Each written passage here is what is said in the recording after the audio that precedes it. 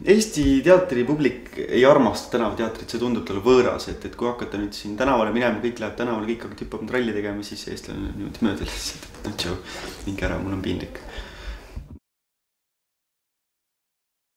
See on Tartu visiitkaart juba sellepärast, et üle Tallinnas hea küsid mõne tudengi käest, et miks Tartus on teil on Pirogovi Päts, te saate selle õllut juba, meil ei ole siin midagi.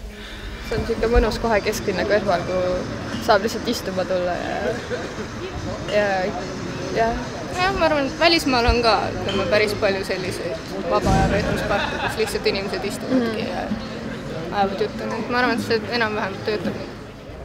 Nagu see koht, nagu Pirogovi Päts, see on nagu park, see on nagu seegad kõik inimesed, ma ei tea, klubimuusika inimesed, punkarid, kootid, metallistid, kõik, ma ei tea, räpperid, kõik käivad siia kokku, nagu ma ei tea, see on nagu tavaline koht, ma ei tea, kõigi.